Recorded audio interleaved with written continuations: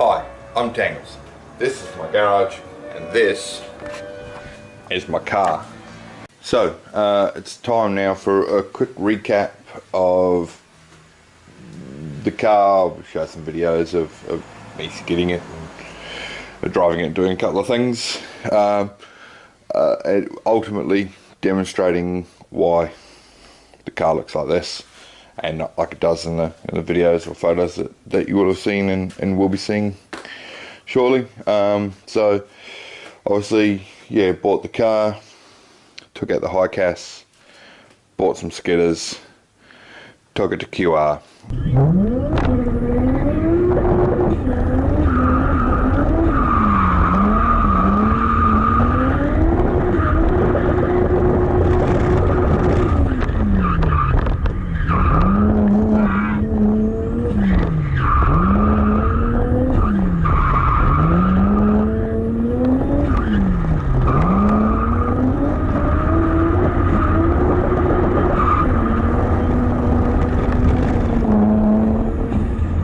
So that was the first night at QR.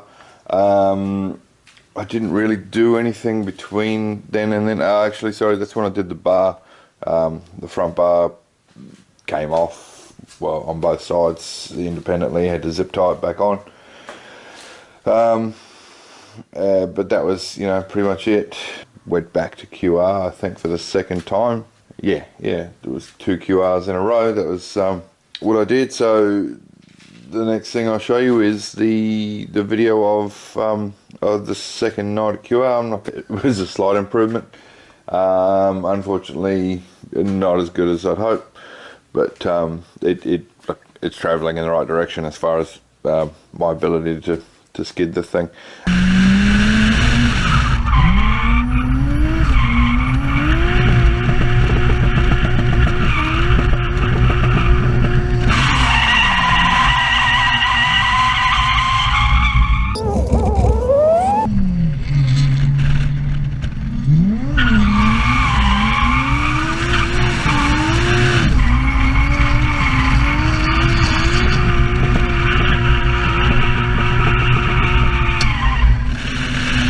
So after that event, also for that event, because I had gotten rid of the super sticky Yokohamas that were on these Enkies, I'd run those, it was a little bit easier, and also had push on the first QR night, understeer,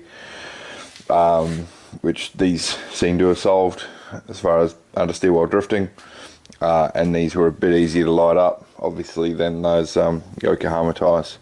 So the whole night went a little bit better because of that. The next thing I did was slide-wise, and here's that video.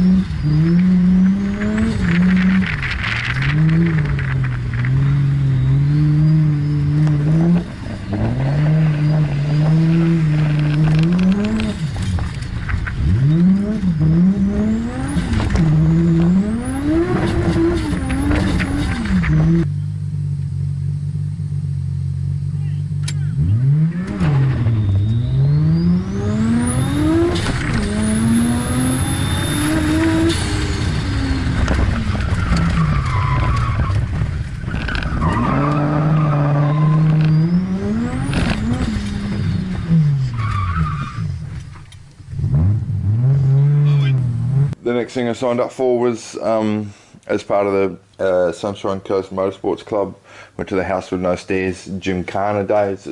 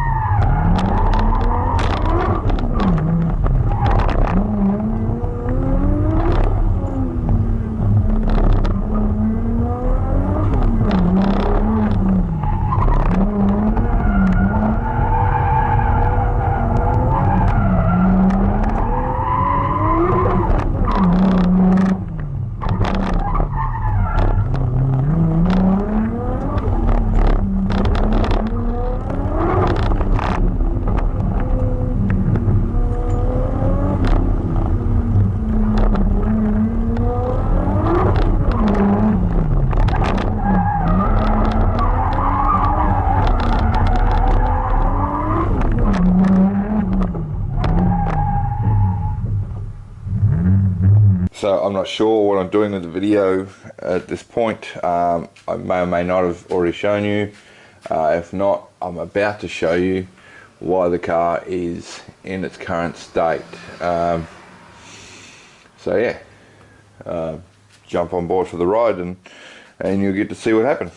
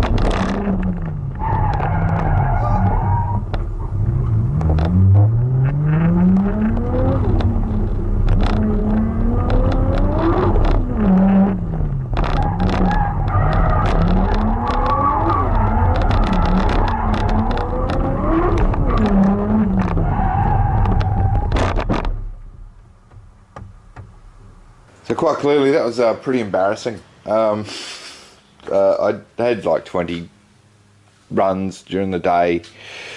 I hadn't even clipped a cone up to that point, which I mistakenly, you know, made everyone know. When I got told, you know, we were told to sort of settle down by the Cairns officials. I didn't want anyone having an accident, and I said, look mate, I haven't even hit a cone yet. I'm not the guy I had to worry about, but and ironically or serendipitously,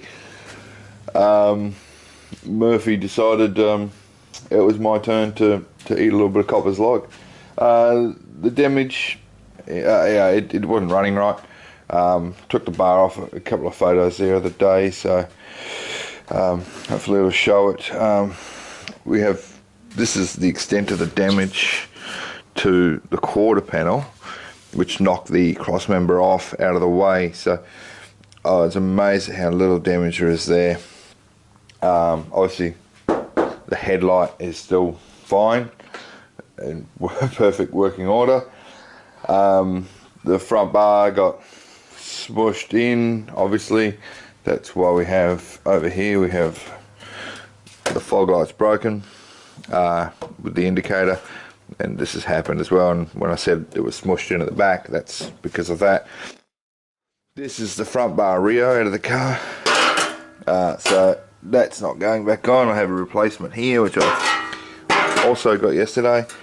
Yeah, this one's been cut pretty bad too, so there's not much of it.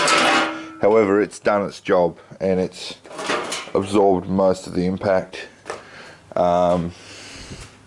As none of the impact force made it any further than just here. There's a little bit of fault here. Now, the biggest piece of damage was a leaky intercooler, which prevented the car from running. And I'd like to thank Doug for driving the car trailer with my car on it instead of his. So here's where the indicator and fog light assembly impacted on the intercooler. So, you know, clearly I found, well, there's going to be some holes in that, and that's why it's not running, because it wasn't running. It was clearly a cooler leak, a boost leak. And then I got it off and found that.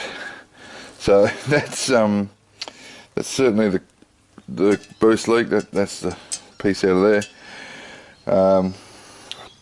So that cooler stuffed.